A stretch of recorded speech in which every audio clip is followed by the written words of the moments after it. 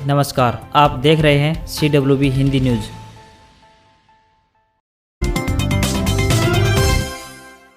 रेवाड़ी में धारूहेड़ा नगर पालिका चेयरमैन सामान्य वर्ग के उपचुनाव की घोषणा कर दी गई है। चुनाव 12 सितंबर को होंगे। चुनाव के लिए 27 अगस्त से 2 सितंबर तक नामांकन किए जा सकेंगे। चुनाव के दौरान 22,000 से अधिक मतदाता 8 महीने बाद एक बार फिर अपने शहर की सरकार के सरताज को चुनाव करेंगे। इससे पहले मतदाताओं ने गत वर्ष 30 दिसंबर को हुई मतगणना में सरपंच कंवर सिंह को चेयरमैन चुना था, जिन्हें फर्जी सर्टिफिकेट मामले में बिना शपथ ही अपना पद गंवाना पड़ा था। 28 दिसंबर को हुए चेयरमैन चुनाव में 10 उम्मीदवारों ने अपना भाग्य आजमाया था, जिनमें से 3048 वोटों के साथ कंवर सिंह ने विजय हासिल की थी।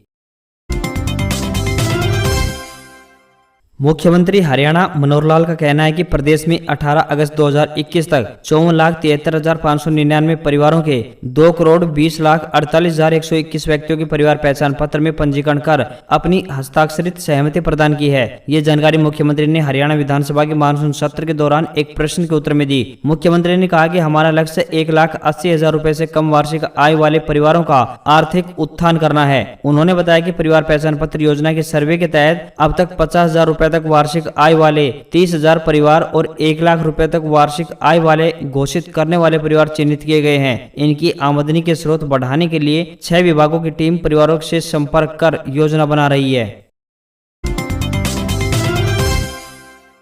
हरियाणा कर्मचारी चयन आयोग ने पुरुष कांस्टेबल यानी कमांडो विंग के पद की भर्ती परीक्षा 2021 के लिए एडमिट कार्ड और PMT या PST शेड्यूल जारी कर दिया है। जिन उम्मीदवारों ने हरियाणा SSC पुरुष कांस्टेबल यानी कमांडो विंग 2021 भर्ती परीक्षा के लिए आवेदन किया है, वे हरियाणा SSC की आधिकारिक वेबसाइट से एडमिट कार्ड डाउनलोड कर सकते हैं। हरियाणा SSC पुरुष कांस्टेबल यानी कमांडो विंग के पद के लिए PMT या PST परीक्षा 2021 21 से 26 अगस्त तक parade ground sector 5 Panchkula gate number 2 से प्रवेश में आयोजित होने वाली है। परीक्षा 3 पारियों में आयोजित की जाएगी।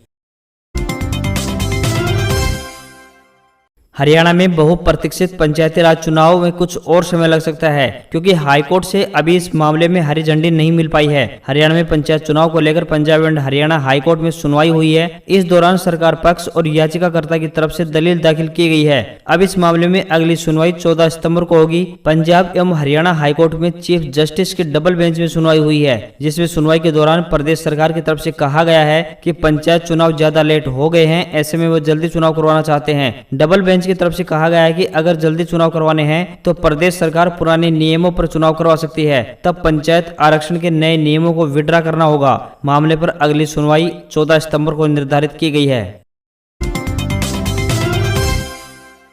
प्रदेश के गृह एवं सेहत मंत्री अनिल विज ने आउटसोर्सिंग यानी ठेकेदारों के खिलाफ मामला दर्ज करने के आदेश जारी किए हैं। ठेकेदारों द्वारा कर्मचारियों की अप टू डेट सैलरी नहीं बनाने और भविष्य निधि और फंड जमा नहीं कराने की शिकायतों को ध्यान में रखते हुए ये आदेश जारी किए हैं। हरियाणा के शहरी स्थानीय निकाय मंत्री अनिल विज ने आउटसोर्सिंग ठेकेदारों के खिलाफ अपने कर्मचारियों को अप टू डेट सैलरी नहीं बनाने और भविष्य निधि और ESI फंड जमा नहीं करने के लिए विभिन्न कानूनों के संबंधित धाराओं के तहत मामला दर्ज करने के आदेश जारी किए हैं।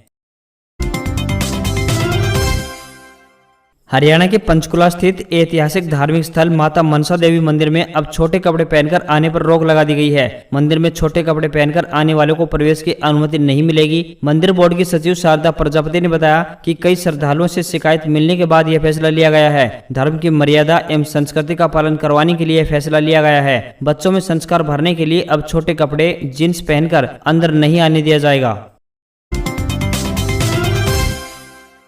जीवन के 65 बसंत देख चुके हरियाणा के मुख्यमंत्री मनोहर लाल अब कुरुक्षेत्र यूनिवर्सिटी के छात्र बनने जा रहे हैं। उन्होंने कुरुक्षेत्र विश्वविद्यालय में जापानी भाषा के सर्टिफिकेट एंड डिप्लोमा कोर्स में दाखिला लेने की इच्छा जाहिर की है और इस कोर्स में दाखिला लेने वाले वह पहले छात्र होंगे। यह पहला मौका होगा जब हरियाणा का कोई CM कुरुक्षेत्र यूनिवर्सिटी का छात्र होगा।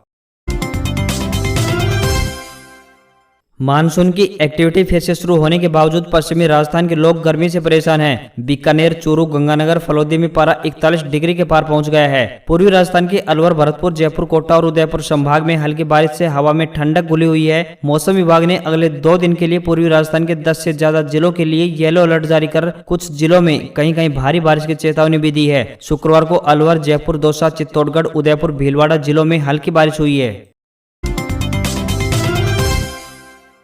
हरियाणा के उप मुख्यमंत्री दुष्यंत चौटाला ने बताया कि भिवानी महेंद्रगढ़ रोड को स्टेट हाईवे का दर्जा देकर जल्द ही कार्य शुरू कर दिया जाएगा। उप मुख्यमंत्री ने यह जानकारी शुक्रवार को हरियाणा विधानसभा सत्र के दौरान एक सदस्य द्वारा पूछे गए पूरक प्रश्न के जवाब में दी। डिप्टी सीएम ने बताया कि भिवानी महेंद्रगढ़ रोड को नेशनल हाईवे का दर्जा दिया हुआ है, परंतु अब राज्य सरकार द्वारा इसको स्टेट हाईवे का दर्जा देने के लिए केंद्र सरकार को पत्र लिखा गया है। उन्होंने कहा कि इस पत्र का जवाब आते ही रोड के निर्माण का कार्य शुरू कर दिया जाएगा। इसकी विस्तृत प्रोजेक्ट रिपोर्ट बना दी गई है।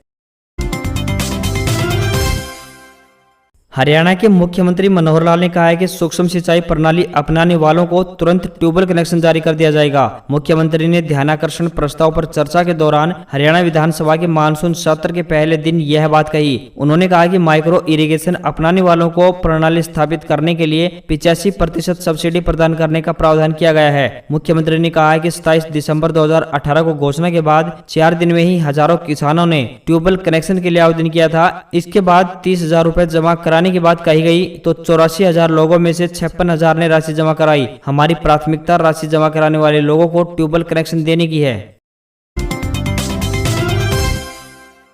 हरियाणा में इंडियन नेशनल लोकदल ने एक बार फिर से चुनावी तैयारी शुरू कर दी है। इनेलो सुप्रीमो ओम प्रकाश चौटाला के जेल से बाहर आने के बाद जहां इनेलो को एक नई ताकत मिली है, वहीं पुराने कार्यकर्ता एक बार फिर से एक्टिव हो गए हैं। अब इनेलो ने शक्ति प्रदर्शन की तैयारी कर ली है। इनेलो की तरफ से ताऊ देवीलाल के सम्मान में 25 सितंबर को जींद में रैली करने की तैयारी शुरू कर दी है। ओम प्रकाश चौटाला के जेल से बाहर आने के बाद इनेलो की यह पहली बड़ी रैली होगी। पार्टी का दावा है कि प्रदेश में बूथ स्तर तक 60,000 पदाधिकारियों की नियुक्ति की जा चुकी है। रैली में भीड़ जुटाने के लिए पदाधिकारियों से यह भी कहा गया है कि एक वार्ड एक गाड़ी करनी है, यानी हर वार्ड से एक वाहन रैली में पहुंचना चाहिए।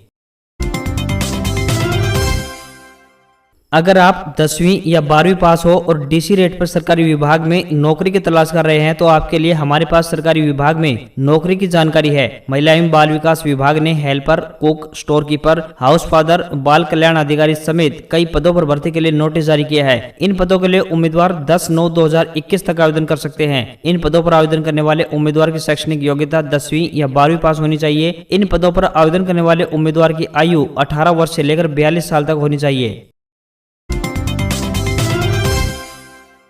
ड्राइवर के पदों पर भर्ती का इंतजार कर रहे युवाओं के लिए अच्छी खबर है। अगर आप 10वीं पास हैं और ड्राइवर की नौकरी करना चाहते हैं तो आपके पास बेहतरीन मौका है। National institute of electronics and information technology यानी NIELIT स्टाफ कार ड्राइवर रिक्ति 2021 के पद के लिए आवेदन आमंत्रित करता है। इन पदों के लिए उम्मीदवार 14/9/2021 तक आवेदन कर सकते हैं। इन पदों पर आवेदन करने वाले उम्मीदवार की शैक्षणिक योग्यता 10वीं पास होनी चाहिए। उम्मीदवार के पास मान्य ड्राइविंग लाइसेंस भी होना जरूरी है। इस रोजगार के लिए आपको ऑनलाइन आवेदन करना होगा।